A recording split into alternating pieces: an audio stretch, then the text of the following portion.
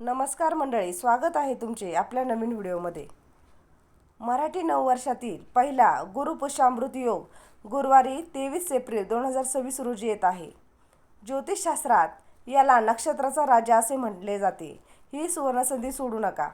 हा योग 23 एप्रिल रोजी रात्री 8:57 सुरू होईल। दुसऱ्या दिवशी पहाटे 6:17 पर्यंत असेल। दुपारी 1:30 ते 3 वाजेपर्यंत या वेळेत राहुकाळ असल्यामुळे ही वेळ टाळून इतर वेळी शुभ कामे करावीत।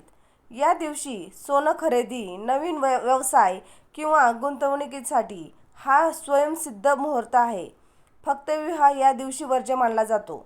पूजेसाठी लागणारे साहित्य: शुद्ध गाईचे तूप, कापसाच्या फुलवाती, चांदीचे निरंजन किंवा मातीची पंती, दक्षिणावर्ती शंख, लक्ष्मी मूर्ती, एकाक्षी नारळ, हळदी कुंकू, अक्षता, पिवळी फुले आणि लक्ष्मीनारायणाचा फोटो। आर्थिक वृद्धीसाठी 5 विशेष उपाय सांगितले आहे। उपाय पहिला, घरात लक्ष्मीनारायणाची स्थापना करून विधिवत पूजा करा। उपाय दुसरा, घराच्या मुख्य दरवाजावर कुंकवाचे स्वस्तिक काढा, यामुळे घरातील नकारात्मकता दूर होते।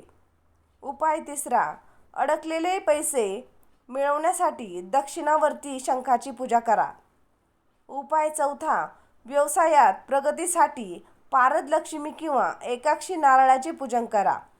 उपाय पाचवा, लक्ष्मीची विशेष कृपा मिळवण्यासाठी कनकधारा स्तोत्र आणि लक्ष्मी स्तोत्राचे पठण करा। आता आपण पाहणार आहोत 24 दिवसांची फुलवात सेवा। ही सेवा सर्वात महत्त्वाची आहे। 23 एप्रिलला रात्री 9 वाजल्यानंतर पहिली वात पेटवून सेवेला सुरुवात करा। पद्धत: पहिल्या दिवशी एक वात, दुसऱ्या दिवशी दुसरी, तिसऱ्या दिवशी तिसरी वात असे करत 12व्या दिवशी 12 वाती एकाच निरंजनात पेटवाव्यात। 13व्या दिवशी पुन्हा 12वी वात, 14व्या दिवशी 11 असे कमी करत 24व्या दिवशी एक वात पेटवून सांगता करावी। नियम: सेवेच्या काळात मांसाहार टाळावा। मासिक धर्म असल्यास ते दिवस वगळून पुढे सेवा सुरू ठेवावी। सेवा स्वतःच्या घरातच करावी। मंत्रपठण: श्री सूक्त 1 वेळा, व्यंकटेश स्तोत्र 1 वेळा, विष्णू गायत्री मंत्र, लक्ष्मी गायत्री मंत्र, कुबेर आणि नरवाण मंत्र प्रत्येकी 16 वेळा, श्री स्वामी समर्थ मंत्र 1 माळ जप।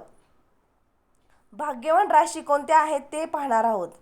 मेष, कर्क, सिंह आणि धनु राशीसाठी या योग्य अत्यंत शुभ आहे।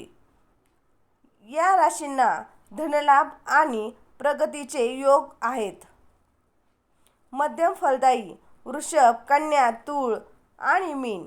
सावधानता: मिथुन, वृश्चिक, मकर आणि कुंभ राशींना गुंतवणुकीत सावधगिरी बाळगावी।